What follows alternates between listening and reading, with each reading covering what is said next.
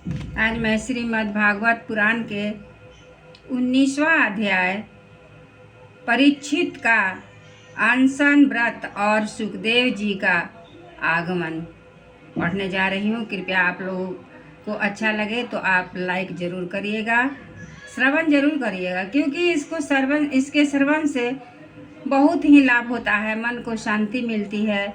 इसलिए आप लोग जरूर श्रवण करें। तो आइए पढ़ते हैं। सूत जी कहते हैं, राजधानी में पहुंचने पर राजा परीक्षित को अपने उस निंदनीय कर्म के लिए बड़ा पश्चाताप हुआ। वे अत्यंत उदास हो गए और सोचने लगे, मैंने निरपराध एवं अपना तेज छिपाए हुए ब्राह्मण के साथ अनार्थ पुरुषों के समान बड़ा नीच व्यवहार किया। यह बड़े खेद की बात है। अवश्य ही उन महात्मा के अपमान के फलस्वरूप शीघ्र से शीघ्र मुझ पर कोई घोर विपत्ति आवेगी। मैं भी ऐसा ही चाहता हूँ, क्योंकि उससे मेरे पाप का प्रायश्चित हो जाएगा और फिर कभी मैं ऐसा काम करने का दुस्साहस नहीं करूँगा। ब्राह्मणों की क्रोधाग्नि आज ही मेरे राज सेना और भरे पूरे खजाने को जलाकर राख कर दे, जिससे फिर कभी मुझ दुष्ट की ब्राह्मण देवता और गौओं के प्रति ऐसी पाप बुद्धि न हो। वे इस प्रकार चिंता कर ही रहे थे कि उन्हें मालूम हुआ ऋषि कुमार के शाप से तक्षक मुझे डसेगा और उन्हें वह धधकती हुई आग के समान तक्षक का डसना बहुत भला मालूम हुआ।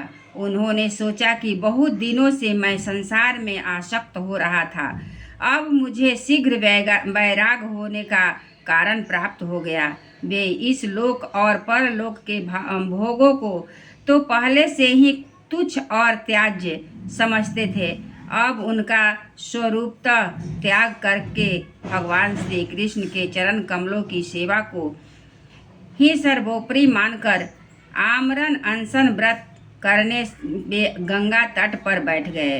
गंगा जी का जल भगवान श्री कृष्ण के चरण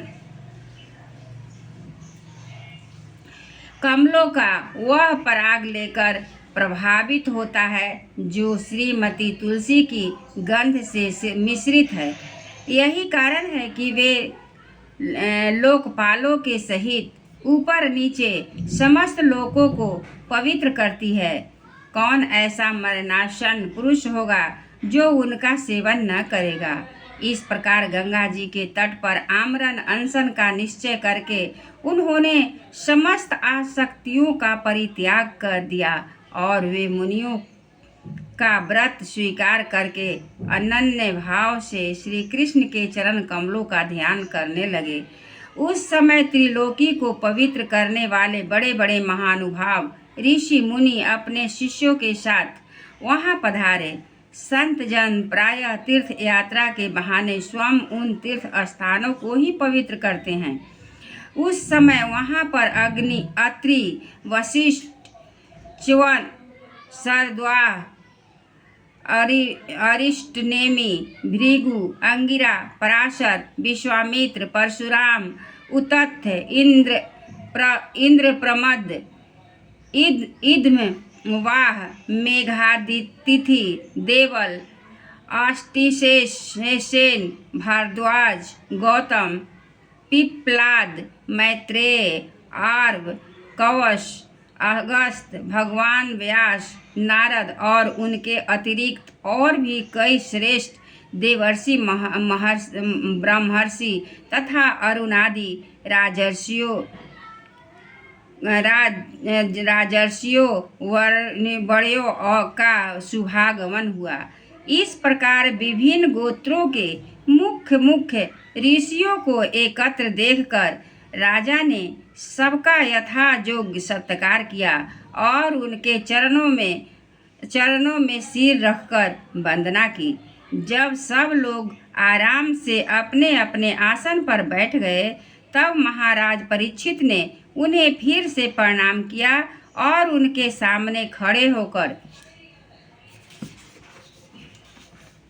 शुद्ध हृदय से अंजलि बांधकर वे जो कुछ कहना चाहते थे उससे सुनाने लगे।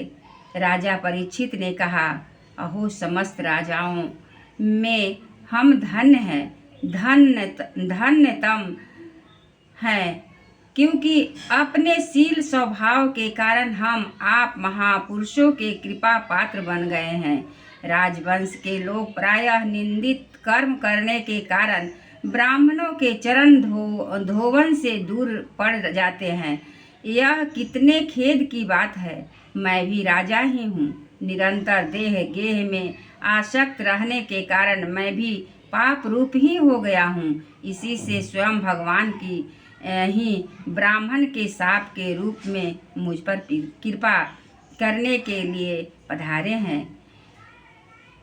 यह शाप वैराग उत्पन्न करने वाला है, क्योंकि इस प्रकार के शाप संसार सब पुरुष भयभीत होकर विरक्त हो जाया करते हैं। ब्राह्मणों, अब मैंने अपने चित्त को भगवान के चरणों में समर्पित कर दिया है। आप लोग और माँ गंगा शरणागत जानकर मुझ पर अनुग्रह करें। ब्राह्मण कुमार के शाप से प्रेरित कोई दूसरा कपट से तक्षक का रूप धरकर मुझे डस ले अथवा स्वयं तक्षक आकर डस ले, इसकी मुझे तनिक भी परवाह नहीं है। आप लोग कृपा करके भगवान की रसमयी लीलाओं का गायन करें। मैं आप ब्राह्मणों के चरणों में प्रणाम करके पुनः यही प्रार्थना करता हूँ कि मुझे कर्मवश चाहे जिस जोनि में जन्म लेना पड़े, भगवान श्री कृष्ण के चरणों में मेरा अनुराग हो। उनके चरणाश्रित महात्माओं से विशेष प्रीति हो और जगत के समस्त प्राणियों से के प्रति मेरा एक सी मैत्री हो, ऐसा आप आशीर्वाद दीजिए। महाराज परीक्षित परम धीर थे। वे ऐसा दृढ़ निश्चय करके गंगा जी के दक्षिण तट पर पूर्वाग्र कुशों के आसन पर उत्तर मुख होकर बैठ गए। राजकाज का भार तो उन्होंने पहले ही अपने पुत्र जन्मेजय को सौंप दिया। पृथ्वी के एक छत्र सम्राट परीक्षित जब इस प्रकार आमरण अनशन का निश्चय करके बैठ गए, तब आकाश में स्थित देवता लोग बड़े आनंद से उनकी प्रशंसा करते हुए कहा, पृथ्वी पर पुष्पों की वर्षा करने लगे और उनके नगाड़े बार बार बजने लगे। सभी उपस्थित महर्षियों ने परीक्षित के निश्चय की प्रशंसा की और साधु साधु कहकर उनका अनुमोदन किया। ऋषि लोग तो स्वभाव से ही लोगों पर अनुग्रह की वर्षा करते रहते हैं। यही नहीं, उनकी सारी शक्ति लोक पर कृपा करने के लिए ही होती है। उन लोगों ने भगवान श्री कृष्ण के गुणों से प्रभावित परीक्षित के प्रति उनके अनुरूप वचन कहे। राजर्षि शिरोमणि भगवान श्री कृष्ण के सेवक और अनुयायी, अब पांडु वंशियों के लिए यह कोई आश्चर्य की बात नहीं है, क्योंकि आप लोगों ने भगवान की सन्निधि प्राप्त करने की आकांक्षा से उस राज सिंहासन का एक क्षण में ही परित्याग कर दिया, जिसकी सेवा बड़े बड़े राजा अपने मुकुटों से करते हैं। हम सब तब तक यहीं रहेंगे जब तक ये भगवान के परम भक्त परीक्षित अपने नश्वर शरीर को छोड़कर माया दोष एवं शोक से रहित भगवान धाम में नहीं चले जाते।